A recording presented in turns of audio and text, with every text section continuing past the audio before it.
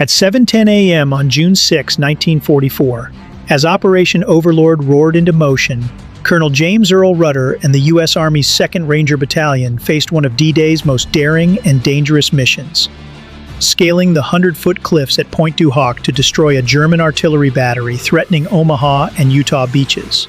Under heavy fire, with soaking ropes and shattered equipment, the Rangers would battle enemy forces, treacherous terrain, and brutal odds to complete a mission that would shape the fate of the Normandy landings. 5 months earlier in London, Colonel Rudder had received his briefing. Allied intelligence revealed that 6 155mm German guns were positioned atop the cliffs at Pointe du Hoc, with a range of over 20,000 yards. These guns posed a grave threat to Allied landings on both Omaha and Utah beaches. The mission was clear but perilous. Land at the base of Pointe du Hoc, scale the cliffs under fire, destroy the artillery pieces, hold the position until reinforcements arrived. The Germans had fortified the area with bunkers, barbed wire, minefields, and 200 defenders. Rudder and his Rangers would face a fortress atop sheer cliffs. As the Rangers approached France on D-Day, aboard 12 landing craft and 4 DUKW amphibious vehicles, weather turned against them. Stormy seas and an easterly tidal current pushed many boats off course. Hang on, men, we've picked a hell of a day for a naval attack.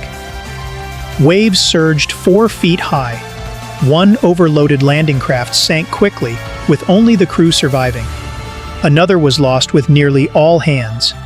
In less than 30 minutes, most of the Rangers' supplies and a portion of their reinforcements were gone. A planned smokescreen intended to shield the approach only added confusion as visibility dropped. When it cleared, Rudder realized his landing point had shifted. They were too far east. Under fire from above, the Rangers made their final push to shore. German machine guns, mortars, and 20mm cannons rained steel from the cliffs. A DUKW exploded mid-water. Landing craft slammed into the gravel beach below the cliffs, and the Rangers scrambled for cover under relentless fire, with grenades falling from above, and most of the rocket-propelled grappling lines bouncing off the wet cliffs. Panic nearly set in. "Colonel, the ropes are too heavy. They've soaked up too much water." Then, Allied naval shelling struck the cliffside, knocking loose rocks and debris. A new mound of rubble formed, enough to help boost the ladders brought by fire brigade-equipped DUKWs. Under fire, the Rangers built a 3-part 16-foot ladder assembly.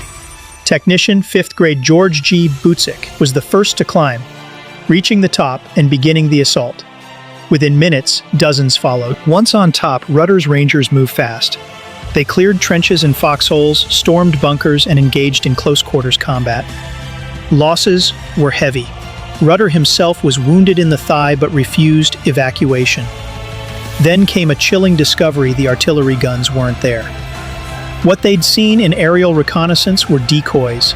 Sergeant Leonard Lommel led a patrol inland. Half a mile from the point, hidden in an orchard, they discovered the real guns: 5 massive 155mm artillery pieces, unguarded and ready to fire. Using thermite grenades, Lommel and his fellow Rangers destroyed the recoil mechanisms and sights of each cannon. All heavy guns disabled.